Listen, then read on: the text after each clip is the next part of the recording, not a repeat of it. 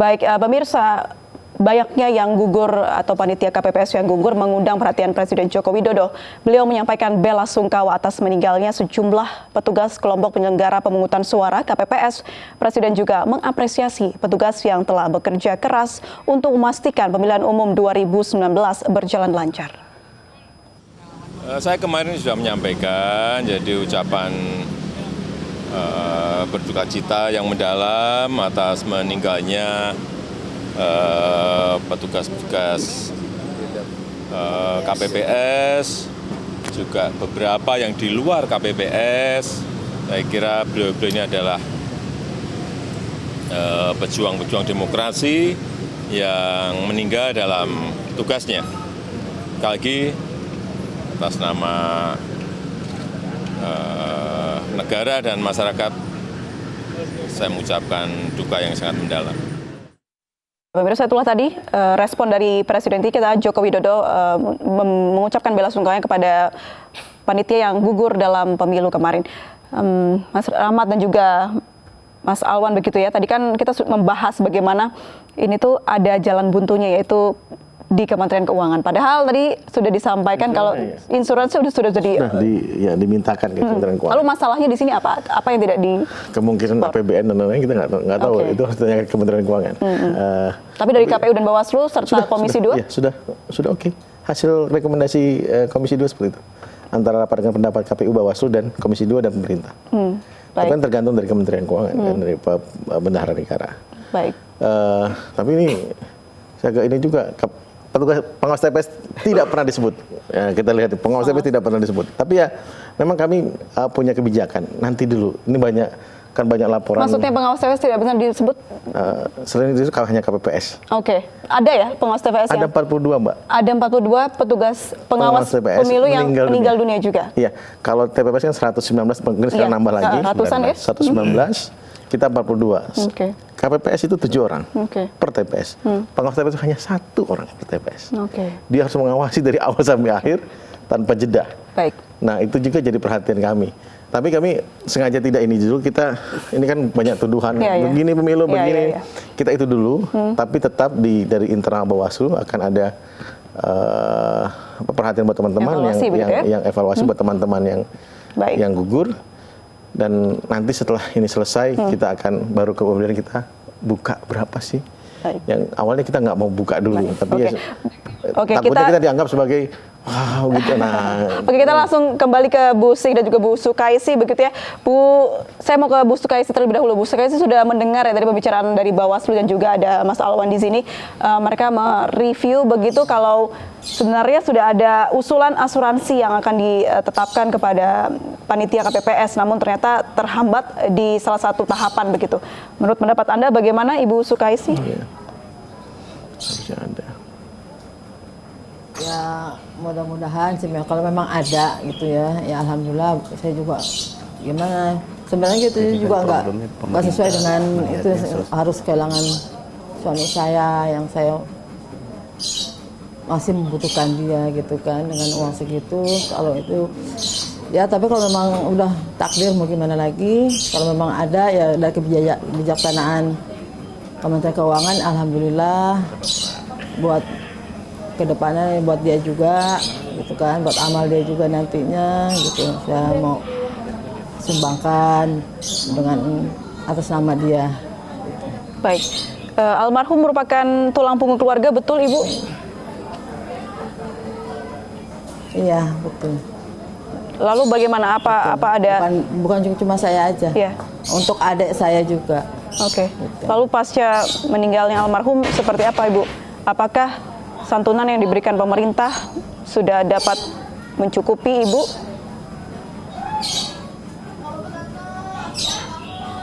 Selama ini belum ada santunan.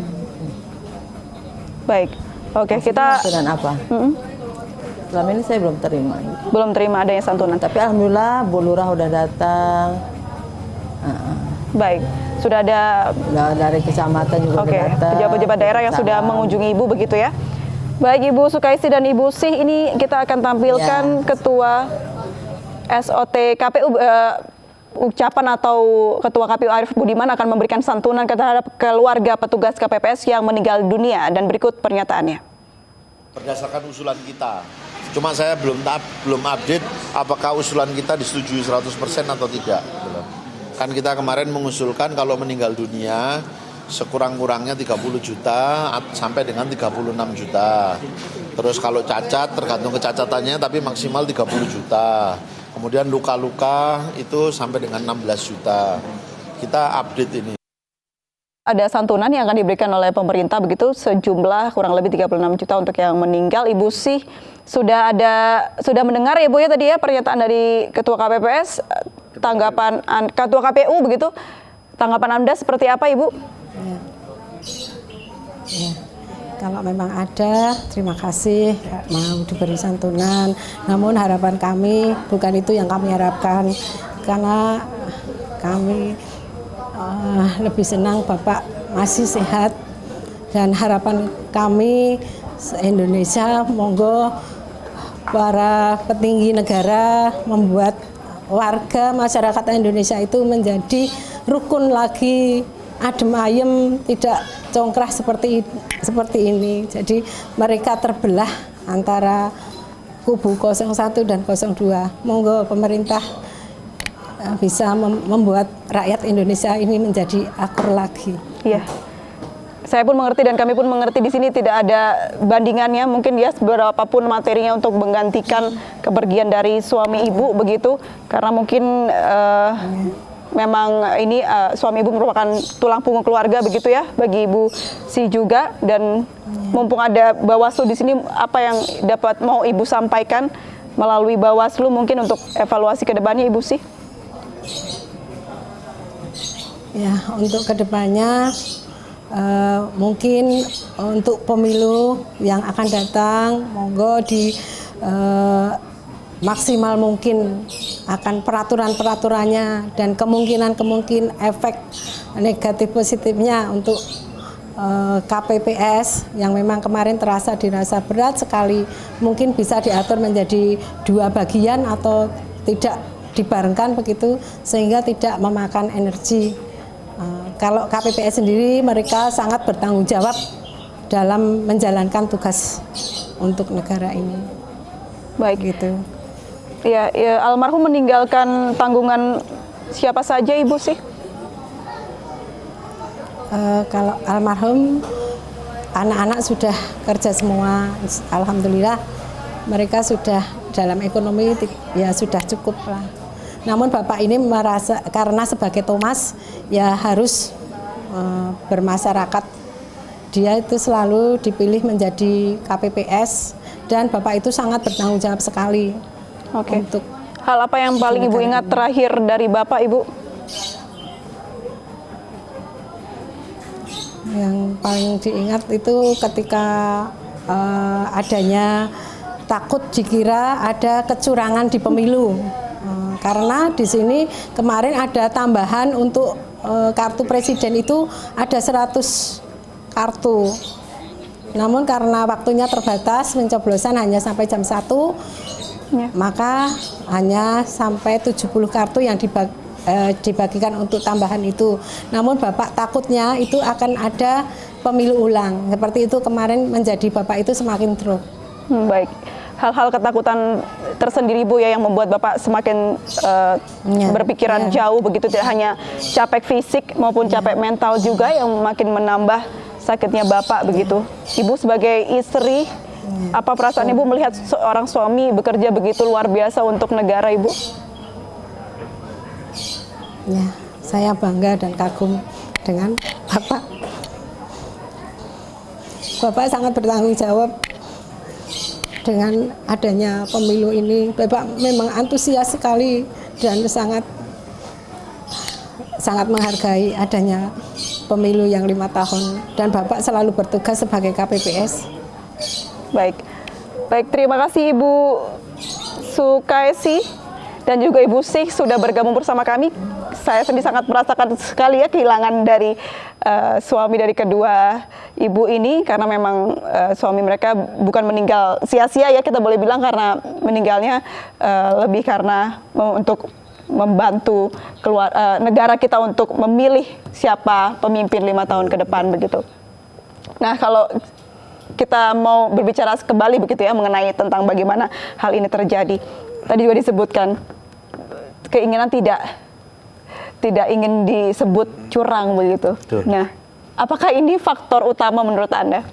Iya, memang ada beban psikologis di situ, kemudian juga ada beban mental, di mana KPPS merasa dia bertanggung jawab karena pemilu serentak dengan 5 surat suara, lalu kemudian begitu banyak mata yang tertuju, maka secara mental dia akan terbebani untuk merasa bertanggung jawab dan tidak melakukan kecurangan. Di sisi lain pun aspek pengetahuan yang harus memadai. Soal tadi yang disampaikan Ibu Sri mengatakan bahwa karena waktu memilih itu cukup sampai jam 1, kemudian ada pemilih DPK yang datang jam 1, ada pemilih DPTB yang kekhawatiran KPPS, dia akan merasa khawatir kalau ada pemilih yang ngantri lalu kemudian tidak menggunakan hak pilihnya akibat logistik gak ada. Ini kan secara mental dan secara psikologis KPPS dia harus merasa bertanggung jawab dan dia terbebani. Nah, kondisi-kondisi ini yang kemudian menjadi penyebab. Maka tadi saya sampaikan bahwa aspek teknis kesemrawutan logistik ini yang kemudian menjadi salah satu hal mendasar. Nah, aspek administrasi soal pendataan pemilih kita pun juga menjadi problem sehingga yang merasakan adalah apa? Penyelenggara di tingkat bawah. Maka kita bisa mengatakan misal kondisi penyelenggara kita ini adalah dia tajam ke bawah, tapi tumpul ke atas. Ya. Oke, baik Pak Rahmat, terakhir bagaimana menurut Anda tentang kejadian ini, begitu banyak sekali yang kehilangan tulang punggung keluarga akibat pemilu 2019 ini? Singkat saja, Pak. Bagi kami nggak awalnya kami tidak ingin menyinggung ini terlebih dahulu, tetapi Ibu ada 60 tahun usianya, kami ada ketua Panwasca baru saja sehari yang lalu meninggal dunia, usianya 30 tahun. Oke.